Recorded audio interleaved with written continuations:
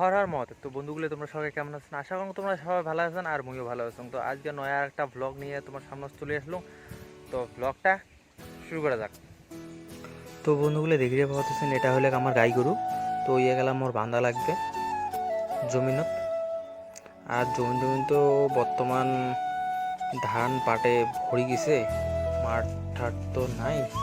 তো এই পাশে আমার একটা নদী আছে ছোট একটা, তো সেই নদীটার পালে এই যে দেখতে পাওয়া দিচ্ছেন নিয়ে আসছং আমার গাই গরুটা। তো এর পরে মুই গাই গরুটা এই জায়গাতে বাঁধি দিন। তারপরে আবার এই গাই গরুটার বাচ্চা আছে, তারপর ওই বাছুরটাকে নিয়ে আসে। দেখতে পাওয়া দিচ্ছেন এইটা আমার বাছুর, খুব সুন্দর কিউট। তো ইয়ে কম মোটালা বাঁধে নিয়ে যাওয়া লাগবে, জল খেলেক না। তারপরে ডাইরেক্ট মুই নিয়ে আসলো, নিয়ে আসিয়ে ঘাসের দিলুম বাঁধিয়ে।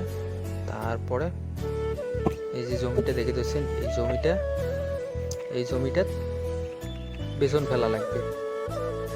তার জন্য পরিষ্কার করে দিচ্ছ, ঘাস আছে এই জায়গার তো প্রচণ্ড, কারণ জমিতে ঘাস থাকলে আবার বেসন ভালো মতো হয় না, ওই জন্য ঘাসগুলো বেশি ফেলে দিচ্ছ। তারপরে আমরা ইয়েটা বেসন ফেলাম।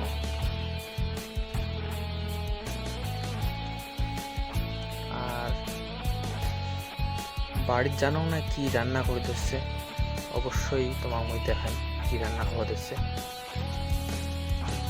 তো বন্ধুগুলো তোমরা তো দেখে পেলেন ঘাস তো শেষ হয়ে গেছে, এলা আমরা দেখবো মাও কি দিয়ে রান্না করছে। তো খাওয়া দাওয়া করিয়া দেখা হবে, চলো। A few minutes later. ওহ বন্ধুগুলো, আজকে সুখবর, ওর ডিম দিয়ে খাওয়া হবে একদম সুপার।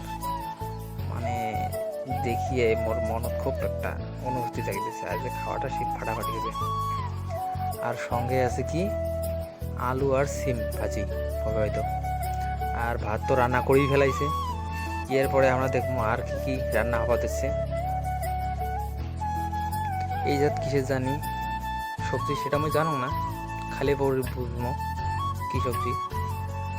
আর ডিম তো এখনো ছেলেই হয় নাই, ছেলে দিচ্ছে। এরপরে আমরা দেখবো ডিম দিয়ে কি রান্না হয়। তো বন্ধুগুলো দেখে পাওয়া যাচ্ছেন ডিমের কালিয়ে হবে এই জায়গার। তো খাওয়াটা নিশ্চয়ই আজকে ভালোই হবে।